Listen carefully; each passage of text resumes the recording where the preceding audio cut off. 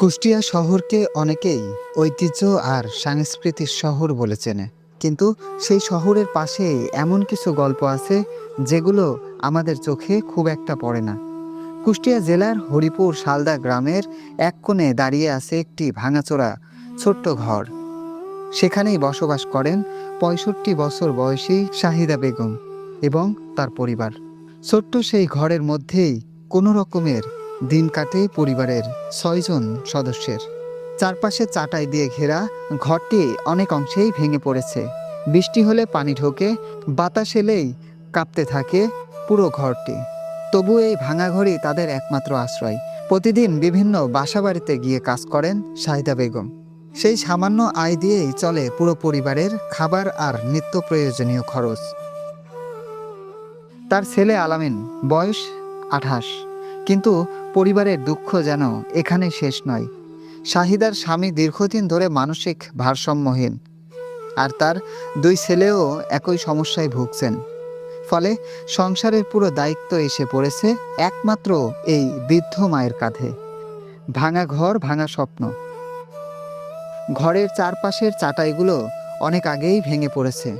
কোথাও ছিদ্র, কোথাও পুরো অংশ পড়ে গেছে। রাতে ঘুমানোর সময় ভয় কাজ করে, কখন যেন পুরো ঘরটি ভেঙে পড়ে। কি কাজ করে? এই থাল মাঝে উঠান ঝাড় দিয়ে কাপড় কাচি মশলা করি, এসব কাজ করি। এমনও দিন দেখা যায় না খেয়েও দিন চলে যায়, একদিন কাজে না গেলে না খেয়ে থাকা লাগে। তাহলে কি করুন অবস্থা চিন্তা করো। আমার সংসারে তো কর্মর লোক নাই, তো এটা কর্মর লোক থাকলে তারপর আমার আশ্বাস থাকে যে আমি তার কামাই খাবো বা আমি ঘরে বসবো।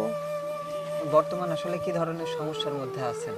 এখন সমস্যার ভিতরে যেরকম আছি, দিনকাল চলছে কোনো রকম, না খায় অনেকদিন না খায়ও থাকি, খায়ও থাকি, এইভাবে চলছে। মানুষেরও ঘর যে এমন হয় তাই এই শাহিদাদের ঘর না দেখলে বোঝাই যেত না। শাহিদা বেগমের চোখে এখন একটাই স্বপ্ন, তার ভাঙা ঘরটাকে একটু ঠিক করা। কিন্তু সেই স্বপ্ন পূরণের মতো সামর্থ্য তার নেই। ছোট্ট নাতির ভবিষ্যৎ, এই অন্ধকার জীবনের মধ্যেও আছে একটি ছোট্ট আলো।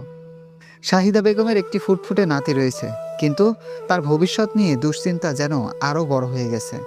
শিক্ষা, নিরাপদ বাসস্থান কিছুই যেন নিশ্চিত নয় তার জন্য। সমাজের কাছে প্রশ্ন, কুষ্টিয়া শহরের মতো একটি জেলায় যেখানে উন্নয়নের নানা গল্প শোনা যায়, সেখানে শাহিদাদের মতো পরিবার আজও মানবেতর জীবনযাপন করছে। আসলে আমি যতটুকু মনে করি, ওনারা দারিদ্রতার যে স্টেপগুলো থাকে ওনারা কিন্তু একেবারে লাস্ট স্টেপে। আসলে আমাদের প্রত্যেকের উচিত এরকম একটা অবস্থায়, মানে সমাজে যারা আসলে আমরা বৃত্তশীল যারা আছি বা দানশীল যারা আছি, তাদেরকে অবশ্যই একটু পাশে এগিয়ে আসা দরকার। গল্পের যেমন সৌন্দর্য রয়েছে তেমনই রয়েছে বাস্তবতা, আর এই দুটি মিলেমিশেই তৈরি হয় কোটি কোটি মানুষের জীবনের গল্প।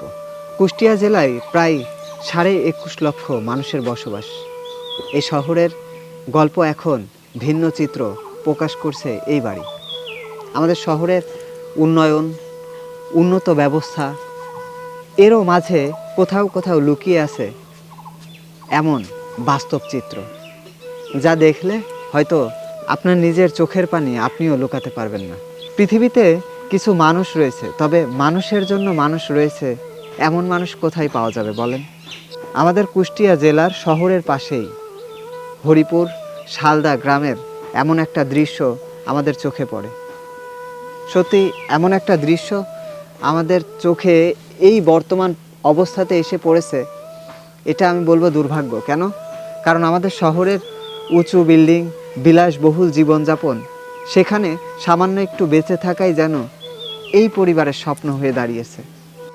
স্থানীয়দের মতে সামান্য সহায়তা পেলেই হয়তো এই পরিবারের ভাঙা ঘরটি নতুন করে দাঁড় করানো সম্ভব। দিন এনে দিন খেয়ে জীবন চলছে শাহিদা বেগমের, কিন্তু তার চোখে এখনও আশা আছে। হয়তো কোনো একদিন কেউ এগিয়ে আসবে আর তার সেই ভাঙা ঘরটি আবার নতুন করে দাঁড়াবে। তবে এই কষ্টের মাঝেও পাশে দাঁড়িয়েছেন অন্বেষণ।